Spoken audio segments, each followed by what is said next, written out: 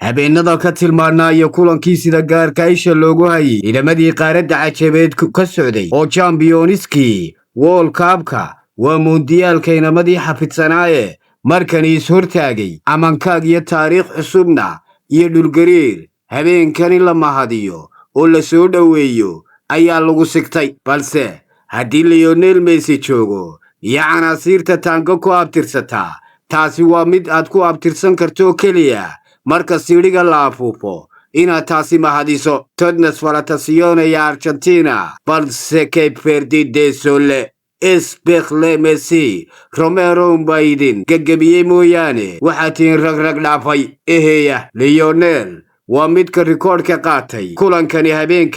habeenada ka tilmaaman ciyaaryahankii ugu horeeyay 20 gool ka dhaliya World Cup ciyaaryahankii ugu horeeyay 8 kulan oo xiriir tartanka ugu adag ee World Cup gool ka dhaliya Bayern macmiil la ka dhigta ciyaaryahankii ugu horeeyay 14 xul oo kala duwan ka dhaliya iyadoo tartanka World Cup lagu guda jiro ciyaaryahankii ugu horeeyay 2 World Cup oo kala duwan 7 gool ka dhaliya 2022 iyo 26 oo xaadira ciyaaryahankii ugu horeeyay ee gool ya caawinba knock-out-ka World Cup-ka taariikhdaasi loo diiwaan geliyay ciyaaryahanka ugu dhaqsiyaha badnaa ee dhaliya 918 gool ciyaaryahanka ugu goolasha badan World Cup 2026 isxasuusin waa 39 jir markaasi ka adag 19 jir waxa uu samaynayaa waa waxaan la mahadin karin Cape Verde way dadaaleen fuusi gacmo ganjeelnimadiisa waa mid dunidoo dhami ka riyaaqday kulan dramatic cinema ayaana habeenkan lagu hurda seegay kakac kuma samaluladii kabtan hurda lagu gamcine fahamta calayhi shay kullu kalaam ya akhi waxa meesha ka dhacay waxa uu ahaa mid macaashiqiin badan hurdada ka duuliyay ugu yaraan 20 kiilo faariskii miis habeenkan waa ay ka dhaceen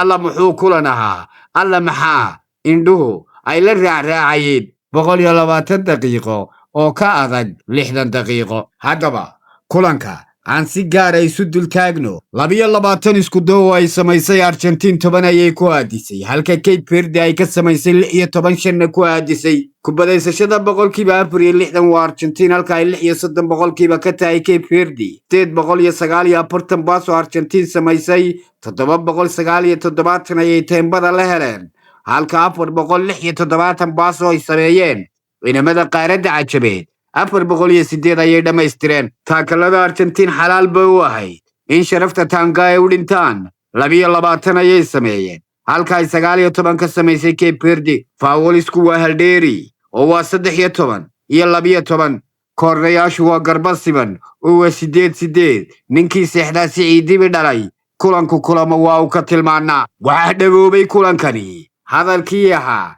I hope one day to play against Messi oo Fosinha maruu waraysi bixiyay ku sheegay inuu maanka ku hayo oo markaasi jecel yahay inuu maalinun Messi la ciyaari doono kulanna iskaga hor iman doonaan taariikhdu way isqortay weynaha ay dhabowday eheya 40 jirkan farta ka xidhan waa mid fidmo ku noqday Argentina markaana yiri poolfaadka iska yareeya anigu waxaan ahay Fosi mid farta ka xidhan 40 ku abtirsada Cape Verde na matala Afrika laga soo diray waxaygu wax kale ayay ahaayeen Kembal goolka uu dhaliyay Argentina uu ka dhaliyay waxa uu ahaa mid Espechle Messi angalka ma maqli jirta halka loo birood iska galaan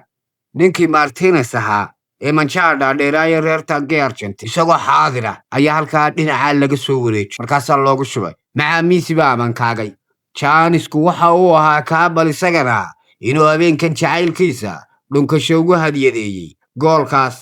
sidoo kalena faaliyihii qaaradda Afrika ku sugnaa isagana baloni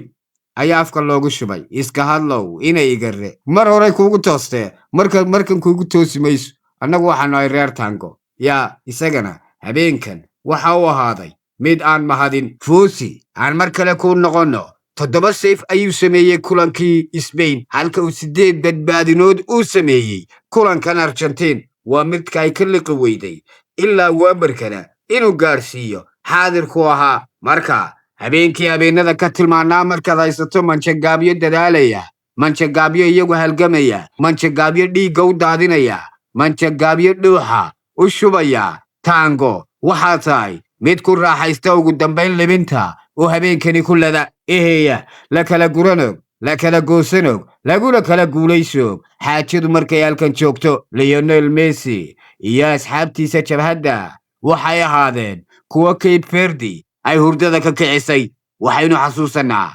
2022 inay Sacuudiga kulankiisii sidani oo kale ay ugu dhibtoodeen 2-1 lagaga badiyey. kadib wixii markaasi ka dambeeyey ay haragooda ku tukadeen cid kastoo ka soo horbaxday, kuna dadaalayeen in kulan kastaba qaybta hore ay iska soo gabagabeeyaan, fursadaha na ay gelin hore ay ka faa'iidaystaan. maalintii maalmaha ka tilmaanay, habeenkii habeenada ka mudnaa, kulankii kulamada ka gaar ahaa waxa uu ahaaday mid Tango markani ay libinta Romero madaxiisa ay ku hesho. Lisandro Martinez isaguna waa wax kale, waxba lagama qaban karo. waxa uu hindisayaa manjagaabkan dadqalka ee baangaha sita keliya dadqal maaha. markuu doono waa muhindis, waa camqari, weliba waa kala daadiye, hal abuura, mulxamiiste iyo weliba kala dhigdhiga, kala qaybiya xaaladaha adag, ku furan kara. marka Tango way maxamadaysatay, Messi wuu maxamadaystay, faaniskiina waxay ahaadeen kuwa ku mabsuuday wixii 120 daqiiqo ka dambeeyey.